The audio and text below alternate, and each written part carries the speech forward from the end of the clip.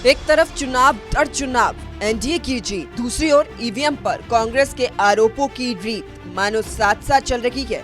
उधर महाराष्ट्र में मिली बम्पर जीत के बाद एनडीए सरकार बनाने के लिए मंथन कर रही है। उधर कांग्रेस अब भी ईवीएम का रोना रो रही है। मुंबई से लेकर हरियाणा, हिमाचल तक एक के बाद एक कांग्रेस के बड़े दिग्गज हार का ठीकरा ईवीएम पर फोड़ते हुए नजर आ रही है। इन दिग्गजों में अब हिमाचल के सीएम सुखविंदर ठाकुर का नाम भी जुड़ गया है। शिमला में जिला पंचायत केंद्र का उद्घाटन करने पहुंचे सीएम सुखविंदर ठाकुर से जब महाराष्ट्र के चुनावी नतीजों पर सवाल पूछा गया तो उन्होंने सीधे सीधे हार का ठीकरा ईवीएम पर फोड़ डाला। साथ ही बैलेट पेपर से चुनाव करवाने की अपील की। जब किसी पर शक होता है, जब जो ईवीएम बनाने वाले उन्होंने बंद कर दी, तो एक बार जनता की मांग को रखते हुए बैलेट पेपर पर हो जाए, कोई फ़र्क नहीं। शक शुबा दूर करना ना। अब टेक्नोलॉजी तो कोई भी है, किसी भी टेक्नोलॉजी को हैक किया जा सकता है। वो तो जो टेक्नोलॉजी के ज्ञाता है एलन मस्क, उसने भी बोला है। तो अगर शक दूर करना हो तो एक बार हिंदुस्तान में बैलेट पेपर पर भी चुनाव हो जाए तो शक भी दूर हो जाए। वहीं दिल्ली के हिमाचल भवन पर सुप्रीम कोर्ट के आदेशों पर सुखविंदर ठाकुर नियमों की दुहाई देते हुए दिखे। नहीं, ऐसा होता है कि जब सरकार 64 करोड़ रुपया जब उसका आर्बिट्रेशन और सिंगल बेंच ने फैसला किया है, उसके पास एक नियम है जिसमें जिसने पैसे लेने होते हैं वो बोलता है कि आप किस प्रॉपर्टी का वो करेंगे। उस नियम के तहत उसमें आगे बात करते हैं और उसकी अपील तब सुनी जाती है जब उसके पैसे जमा होते हैं। तो उसमें पैसे जमा करने में थोड़ी सी देरी हुई, मैंने उसकी भी जानकारी प्राप्त की है।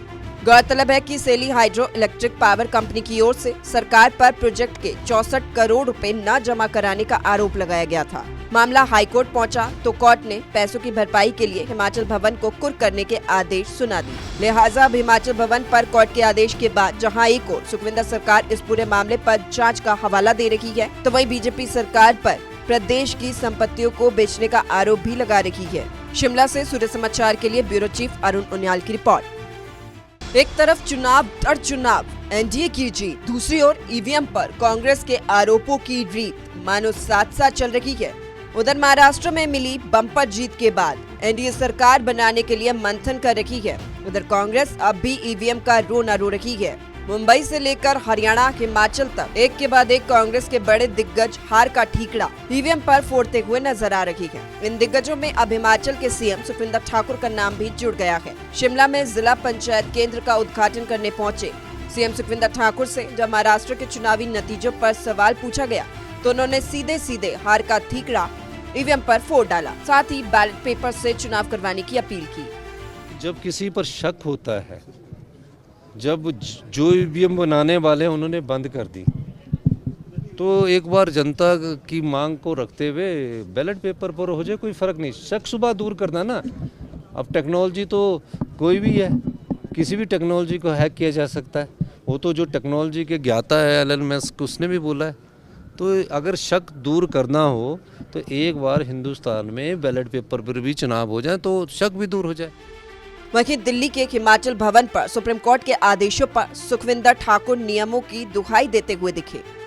नहीं, ऐसा होता है कि जब सरकार 64 करोड़ रुपया जब उसका आर्बिट्रेशन और सिंगल बेंच ने फैसला किया है, उसके पास एक नियम है जिसमें जिसने पैसे लेने होते हैं वो बोलता है कि आप किस प्रॉपर्टी का वो करेंगे।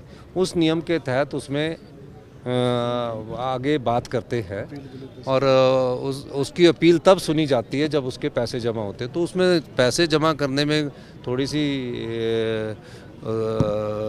देरी हुई, मैंने उसकी भी जानकारी प्राप्त की है।